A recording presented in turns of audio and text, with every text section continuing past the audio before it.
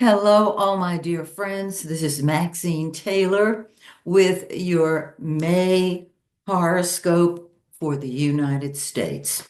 Um, and of course, I wanted to have this in your hand before now, and time just did not work with me. But here you go, and I hope you enjoy it. I have a lot to share with you, and what I'm going to suggest, first of all, for so many of you who are mystical, who are psychic, naturally readers, you you you have the insight, the ability to see the truth. Um, some of you have asked me what's going to be happening down the road. I have a chart done that I think you'll find very helpful because I have a saying that I always use about myself, which is uh, God has not carried me this far to drop me now. If we are living now, and I assume you are living, but you never know. Um, we are multidimensional beings after all. Um, we are here at this critical time in the history of the United States for a reason. And so I've done this before. I've said those of you who are healers, light workers, astrologers, palmists, psychics, what did I leave out? If you are, if you fall in the mystical category, I hope that I give you hope and assurance every month. Because if you're watching the news, it can get a little upsetting. How's that for an understatement? Um, and that's why I'm going to share a reading I've got um, for a particular time that I think will lift lift your spirits. So I'm going to start right here with how I usually do it, the sun. Now, before I get into that, it's typical Gemini. Let me do this. No, I'll do that. Okay, so I'm going to do that. We have two planets that are still in the shadow of the retrograde. You know, that it just is that way. And we're still feeling them. And some of you are such excellent psychics that even though they're in the shadow of the retrograde, you feel them very, very strongly. Mars, the planet, the war, the warring, I'm doing it my way uh, planet, which has been retrograde for so long. And when it goes retrograde, it bellies up. It's like a raft in the middle of a swimming pool with a can of beer in one hand and just floating. Nothing's going on when Mars is retrograde. Okay, Mars is coming out of the shadow. It already did. Excuse me. If I could read my handwriting, I'd do better, right? Um, Yesterday, May 2nd, it came out of the shadows. Did you find you had a little more energy? I hope so. Now, Venus, the planet of love and money and beauty, uh, it's the lesser benefic. It will come out of the shadow on May 15th. 2 weeks. Hang in there because it's going to blend the love, the money, the beauty that Venus brings to the table is just wonderful. So everything's going to smooth out. Okay. We don't want to start a new project under a retrograde. Certainly not a Mercury retrograde. Well, Mercury's not retrograde and it's out of the shadow. Hot dog. All right, that's one thing. One down. Now, what I'm leading up to a grand finale, so hang in there. I've got papers all over this table.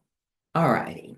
So let's just look and see what the sun is doing in the United States chart right now. I want to mention, oh gosh, I didn't complete the sentence. So sorry.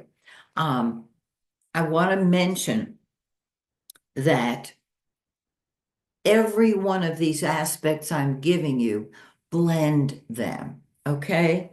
Because one does not necessarily overpower another. Some of you have said, why aren't you doing the heavy planets? Well, that's because I'm doing the planets that move more quickly so that I can give you some information that you can reassure you.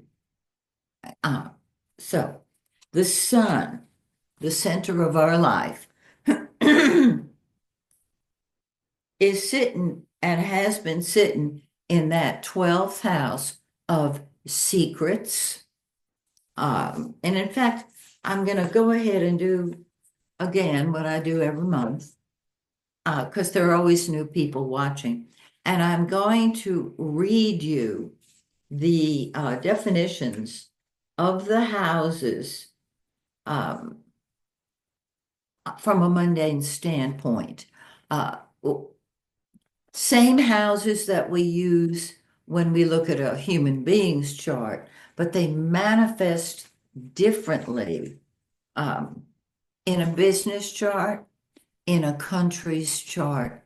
We'll just say in mundane charts. Okay, so the 12th house. Some of this will be familiar to you, I know.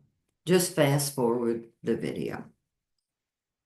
The 12th house is behind the scenes activities. It's also the spirit plane. So it goes, I mean, see those two fish, each tied together by the tail, because this is Pisces' home base. And so here we go. The 12th house is bribery. It's spies. Yeah, I mean, this is what's been going on. And not just with the United States. This is every country. Hidden enemies. Now, the seventh house is open enemies. You know who they are, you know what they do. Hidden enemies could be anybody. Crime and criminals, hospitals, charitable institutions, seclusion. Let me see if I can read my own handwriting. I make no promises. Here we go. Crime, criminals, informers, foreign agents, drugs, confinement, and exiles. That's all in the 12th house. And so the sun has been, which is the giver of life, it's been in the 12th house, stirring things up, just stirring things up. Now, this is not unusual. Every country has a birth chart, and the 12th house is hidden enemies. Seventh house, open enemies. We call them frenemies because for obvious reasons. Okay. On the 28th of this month, May, the sun crosses the ascendant in the United States chart. I'm just giving you, just pieces, and then we'll put them all together. Or not. If you want to just keep them one at a time, that's fine. Whatever works for you. So the sun moves out of the hidden part of the chart, the enemies, and sits on the ascendant in the United States chart. Now, that rules the first house. The first house is the attitude and the political mood of the people. This is vitally important. Back in January, a couple of years ago, when I mean, just talking about it is unsettling to me. How anybody could attack the White House, but hidden enemies, all right, in your own house, so to speak. The first house is the attitude and political mood of the public, and it rules public health as well, because in a regular person's, a human's chart, that first house is our physical body. And this one is public health. Now, when that's hit, it's major. And I'll explain when it happens so you get both sides of the picture. So here's the sun sitting on the ascendant in 28 degrees. Okay. Once it moves into the first house, it'll stay there for a month, and the public and its own image is going to be feeling confident. It's a positive thing. Now, does it make up for the 12th house? Not necessarily. So the sun sits on the ascendant, and in this particular chart, this is the one I use, the Gemini rising chart. It is 7 degrees of Gemini, and Uranus, natal Uranus, is 8 degrees Gemini. Well, that means expect the unexpected. And a couple of years back, when I looked at the United States chart, I was very, very concerned for obvious reasons, because everything promised manifested. Okay, so we've got the sun on Uranus, and that's just what's so. Now, Jupiter, the greater benefic, is optimism, it's expansion. And so there is an optimistic mood. And with the sun in the first house, this is why we have all these marches, why we have all these, I'm trying to find a politically correct word, but people marching around, complaining about things.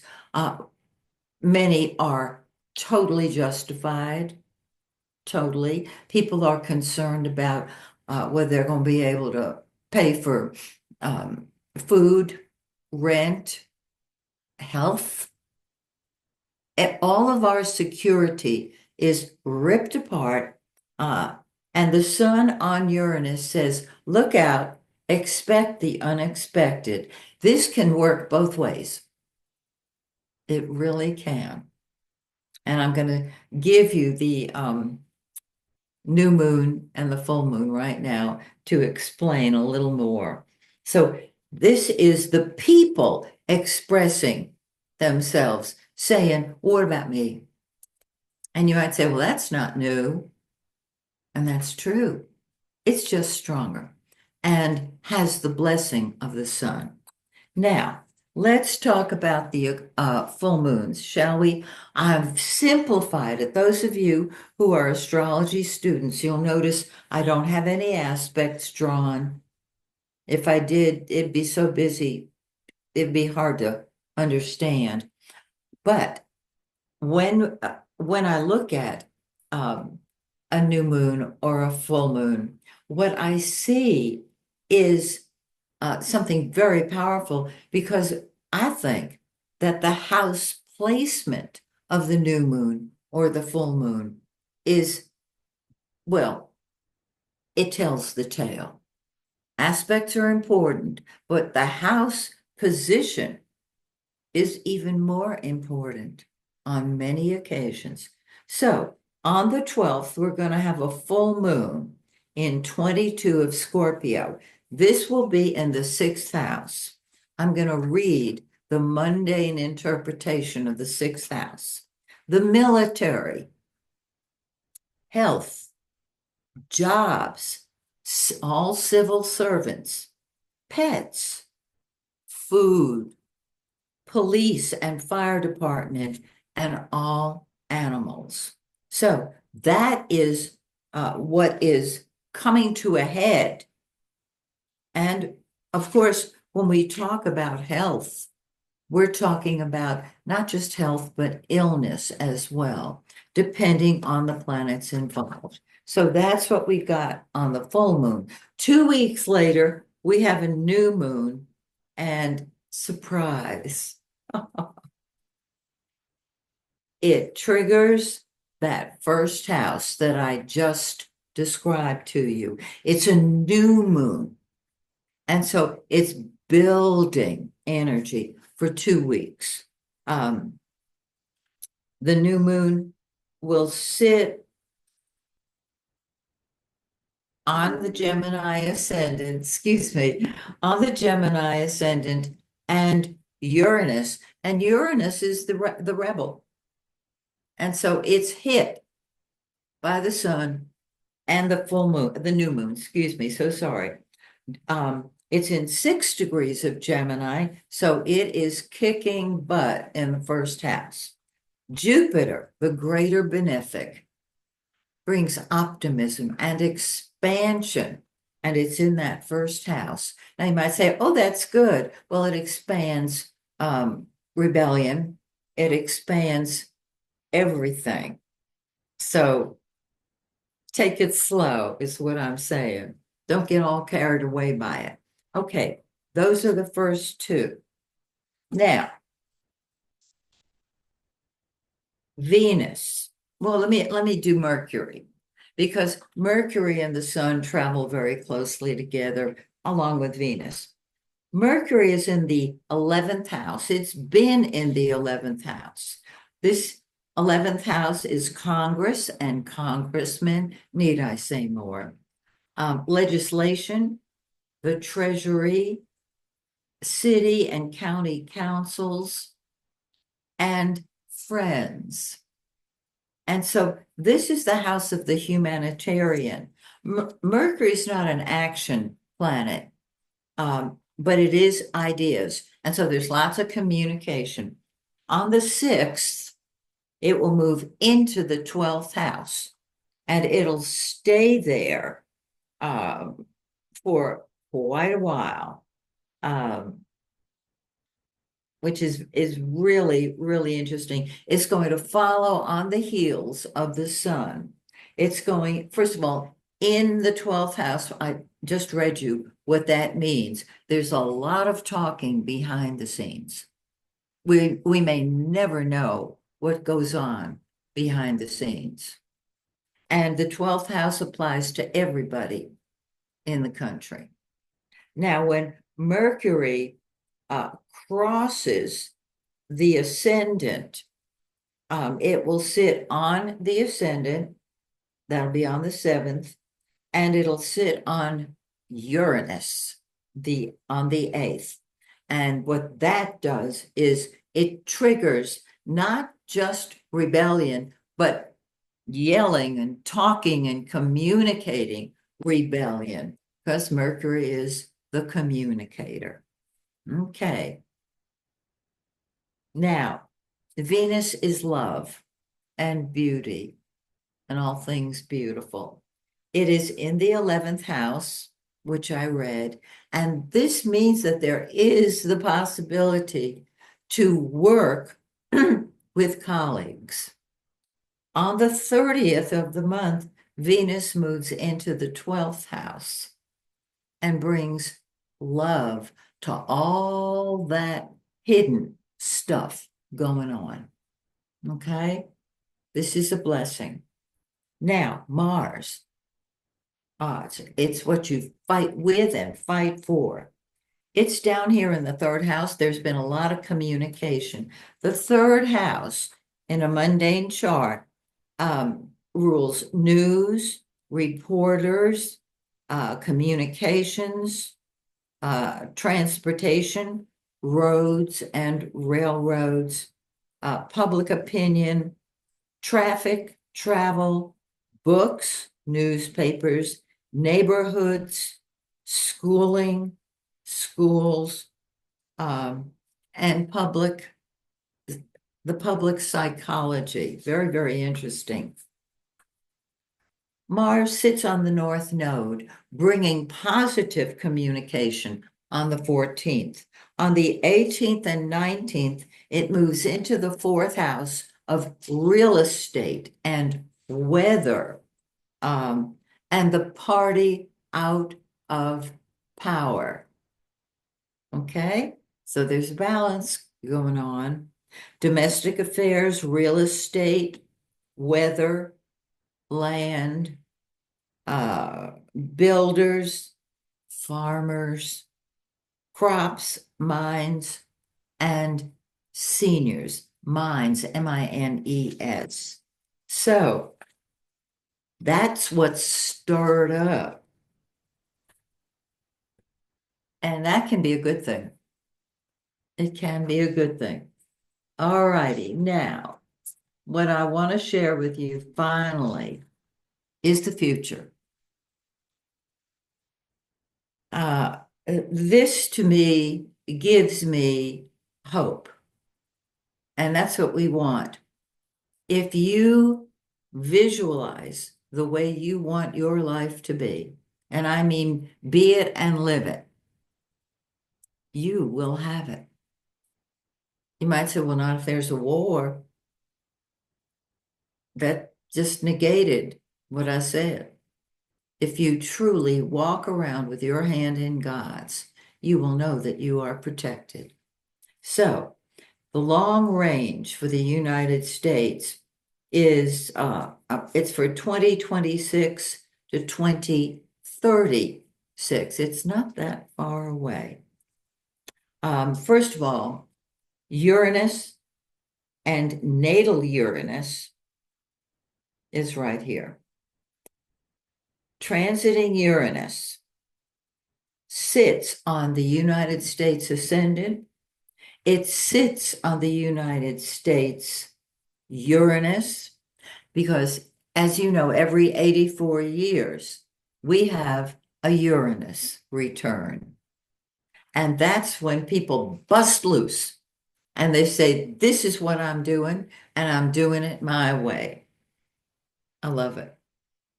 I love it because this can absolutely liberate the people who need to be liberated. Now, Uranus then in 2027 sits on Mars. Mars is war.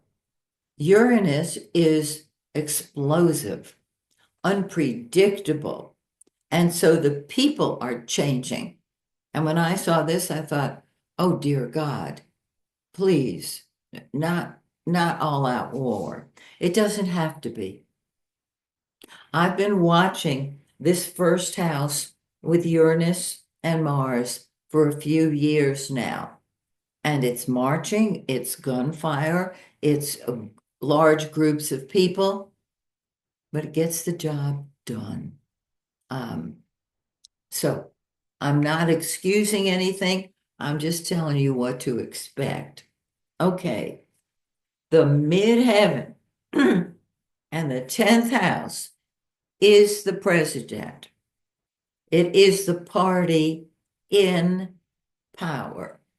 So Pluto is going to be sitting on our south node in 2028.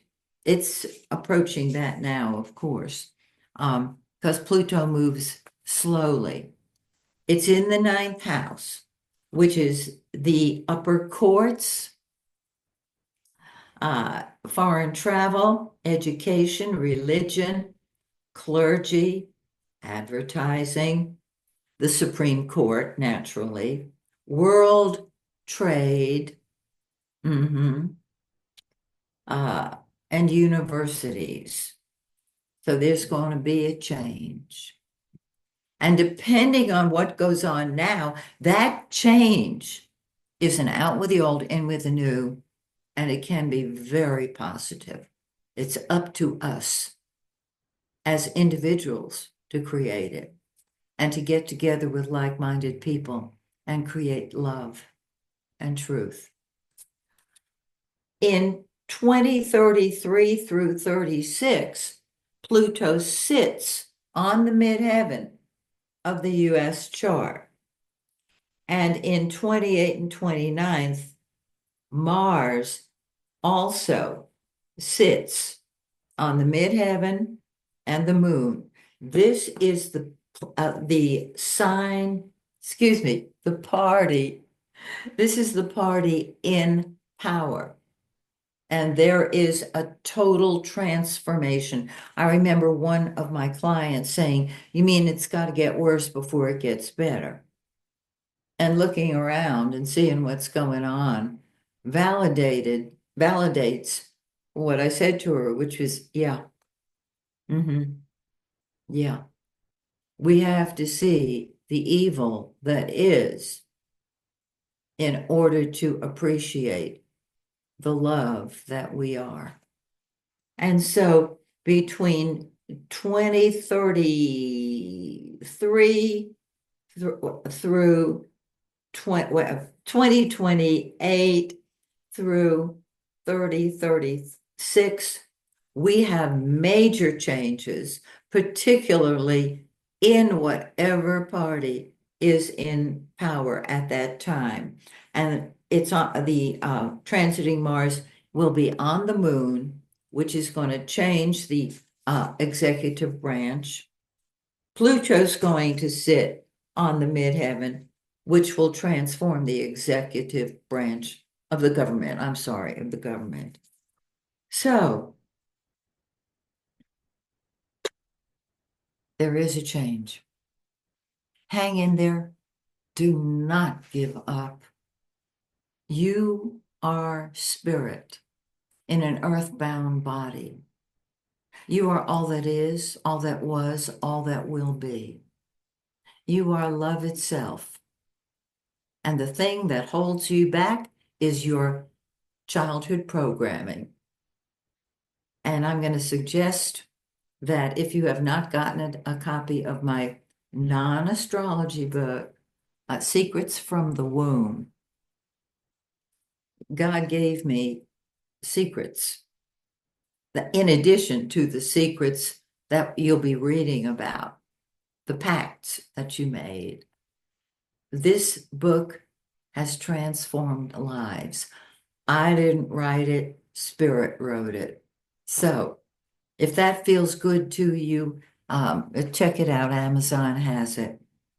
If I have not yet done your birth chart or your forecast, if I have not helped you see through a reading your financial ability to create abundant wealth, go to my website, MaxineTaylor.com, set up an appointment.